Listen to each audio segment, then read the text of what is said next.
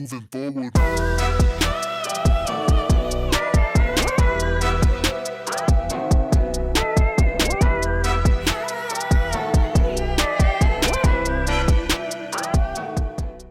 Right now, a future president could be running as a local candidate on your ballot. This person is vying to represent you, your family, and your community. Do you know what they are and what they stand for? Vote411.org is your tool for accurate and unbiased, up-to-the-minute election information on the candidates running in local races. Just enter your address to get started. Your vote is your power, the power to decide who represents you in 2022 and beyond. Get online, get the facts, and make your voice heard on Election Day.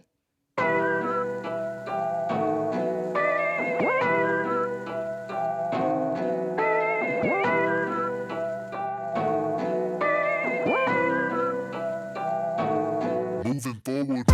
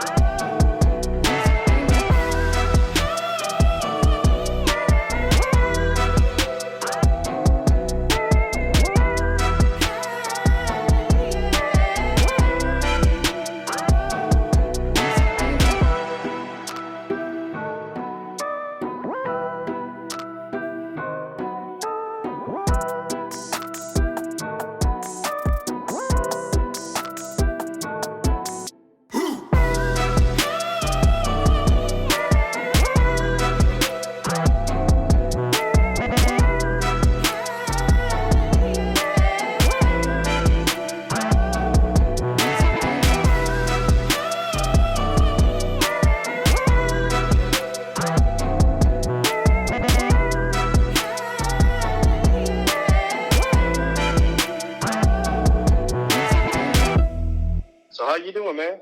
Pretty good, pretty good. How's everything going for you? It's rolling, and the more we're out here, I'm on Oahu right now.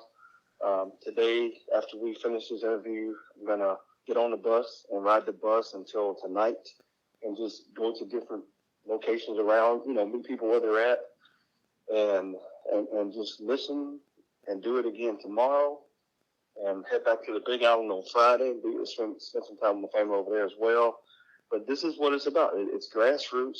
It's getting out to meet people where they are, to know what they are calling corruption from, they don't consider a police officer giving a person a break on a speeding ticket to be corruption, but they do consider bribery, extortion, rape, murder, all those things to do it. And as different things are coming in from the news, they're naming names. So we're getting prepared to have a list of indictments once we onboard our Attorney General candidate for the office. So we can bring the change that so many people are complaining about. Because it sounds cliche, and it probably is, and you would know from perspective of if it's true or not. A lot of people are saying the same things. We won't change in corruption. I'm more of the doer type. My background is sports. My background is professional athlete. My background is serving our country. My background is being a medic. My background is actually seeing dead bodies and pulling them out by myself from an ambulance or showing up to run a code. So it's about responding from my perspective. So I had to dig really, really, really deep, all the way back to my childhood, of the people who believed in me the most, up until where we are now, that the rubber meets the road, and we have a plan that's consistent across all departments, all cabinet members, all 170 boards and commissions, utilizing everything from technology to best practices to evidence-based, all the things that make sense and are productive in the end for the citizens of Hawaii. It doesn't cause people to think they're going to lose their jobs. And it's simply what's in the best interest of Hawaii. So I gave you a long answer, but this thing is very complicated. It's very inspirational at the same time. It's every day it's pulling me out of my own comfort zone of, me and my family, to everybody in their family, to the state, to the country, to people making changes in the world. So it's me inspiring people to live their best lives as well. But I'm going to be the one who's held accountable at this level of governor of Hawaii. And I look forward to it because it's my background. It's where I come from. It's showing up for the first day of practice, no matter what level you're on. And if you want that starting spot on that team, you got to perform. But even before you perform, you got to have something inside you that says, I believe in myself, no matter if I slip down, trip over my foot, or I put my shirt inside out. That no matter what, you can recover from it, you can learn from it, and you can scale that to make sure you have these checks about yourself before you go in it. So this is what we're doing, right? We're asking a lot of people for the sake of what's in the best interest of Hawaii. That then calls us to increase our overhead as a state. 2, it doesn't cause people to think they're going to lose their jobs. And 3, it truly works in the best interest.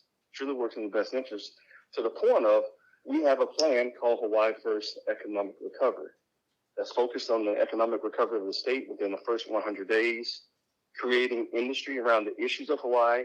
And that's coming from the people. That's coming from organizations that have already collaborated to get this insight from the community, and then ending corruption. And as I mentioned, just listening to people who give us their definitions, and we're consolidating all those things so that it meets the letter of the law, so that we can do our job from a government's perspective.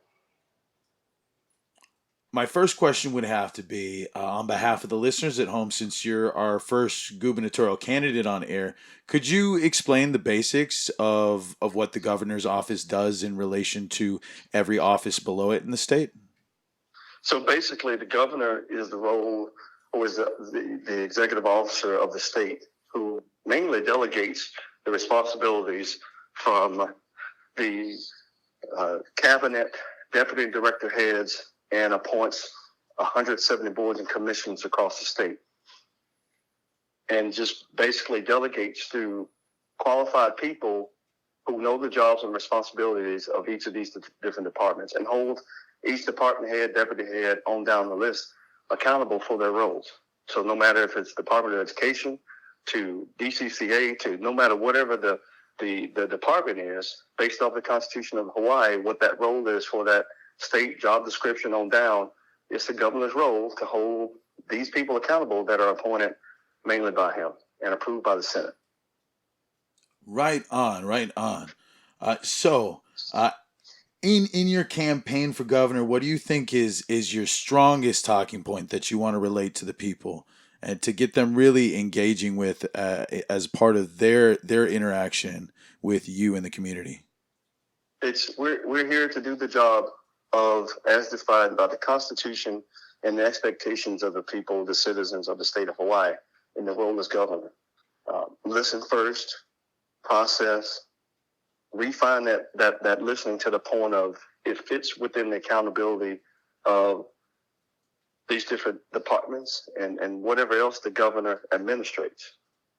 So it's just simply being in a leadership role based off of the votes of the people.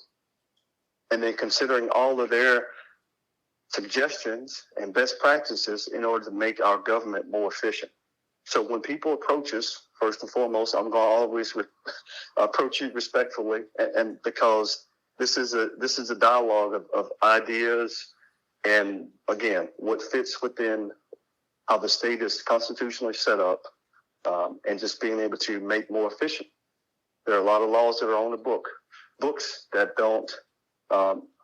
are not relevant or not in practice today. So just having that continual purging process, and again, within those 3 values of decreasing overhead of the state, not causing people to think they're going to lose their jobs, and what works in the best interest of the citizens of Hawaii, working with second and third year law students to be accountable from that role, offering internship opportunities, and hopefully the long-term vision of it is attracting that talent to stay in Hawaii.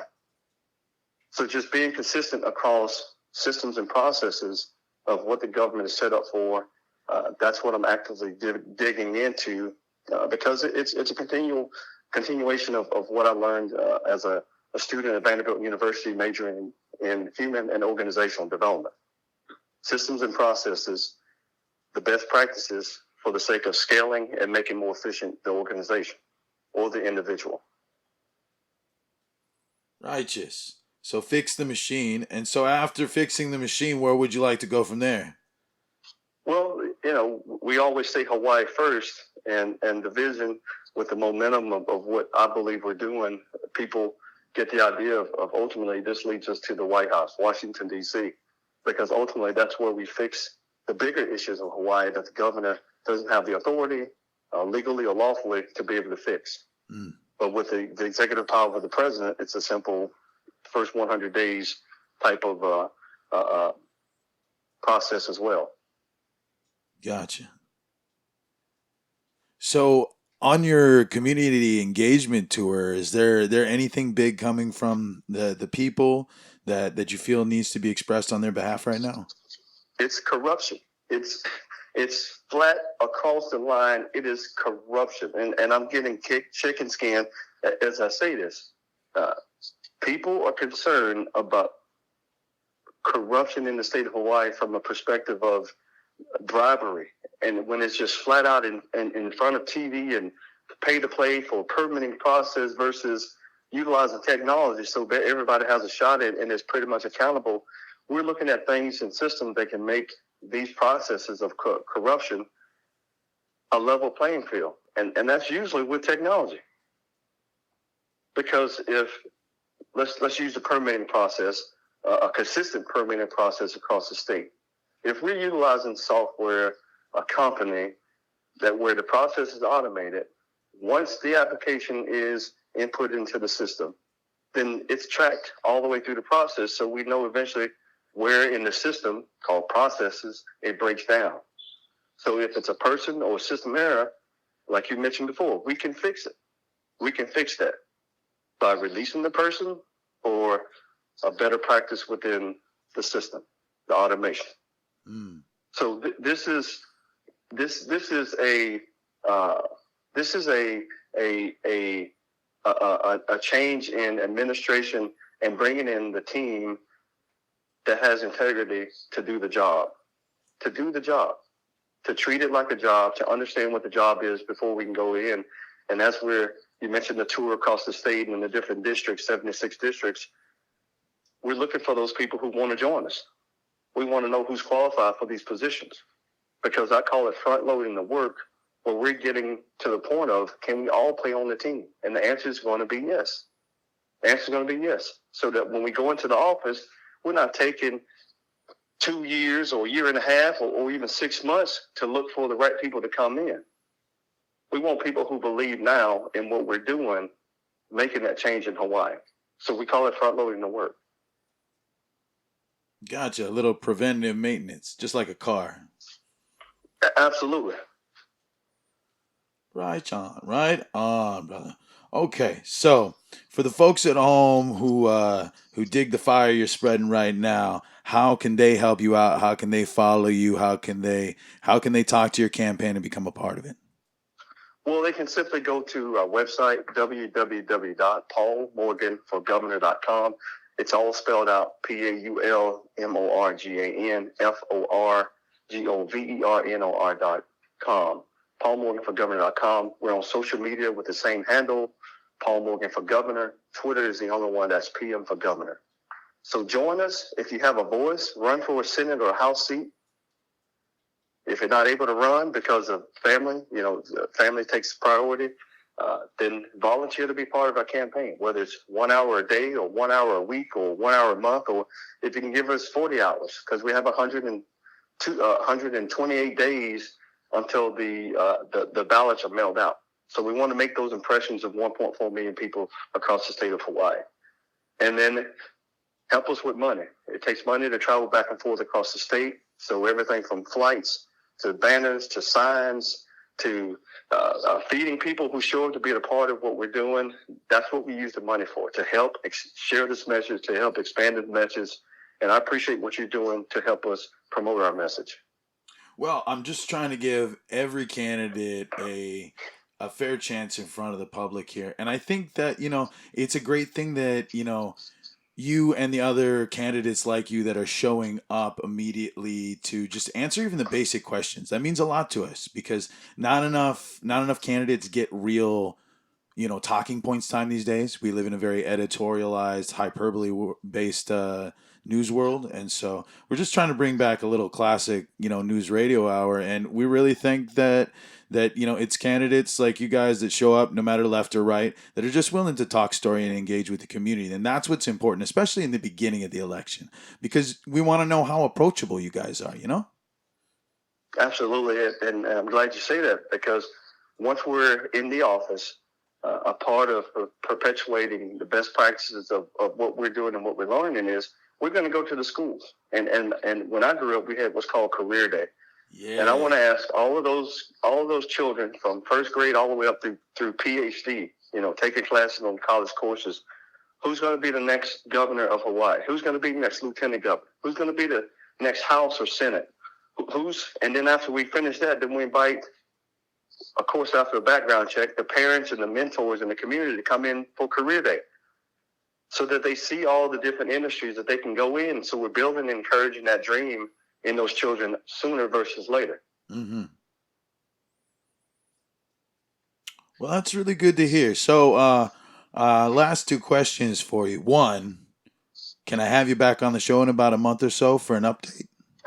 Absolutely. And Monique DuPont, or you have a direct link with our scheduler, Nicole Soon, right now. So Absolutely. That's an absolutely yes. Well, mahalo for that. Mahalo for that. And then even moving forward into the office, let's make this a regular thing, right? Because, like I said, getting out across the state, across the islands, to encourage people, inspire people, and to know what changes they want to see in their government, and empowering them locally through those 170 boards. That's what we want to be about. You're helping us to share that message as well.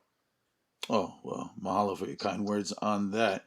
So before we go, is there anything else that you'd like to say to the voting public or the people listening? Yes. Again, we do have a plan, and it's called Hawaii First. And under that plan and that platform, it's about promoting Hawaii-made, Hawaii-grown businesses across the world. With my background as a business development consultant, and one time I was a government contractor, so my job was to help small minority, veteran, and woman-owned businesses sell their products, goods, and services to the state, local, and federal government. So as we go out, we host our Hawaii-made pop-ups. We encourage you to sign up because we want to hear your systems and processes so that we can share our best practices with you. Because once we're in there, we're going to promote Hawaii-made, Hawaii-grown by repurposing a portion of the funding from Hawaii Tourism Authority to help expand, export Hawaii's businesses globally. Righteous. So my name is Paul Morgan, and that includes everything from TV, radio to we call it top down, from a hat down to socks or what's the exterior of a home. If it's Hawaii made or Hawaii grown, we're going to promote that internationally from the governor's office. That's good to hear. My name is Paul Morgan. I appreciate your support by joining our campaign as a volunteer and by contributing financially to our campaign to help us share this message and to get out all across the state in all 76 districts. Thank you for this time, Ike. You're very welcome, Paul. Mahalo. Mahalo. Aloha. Aloha.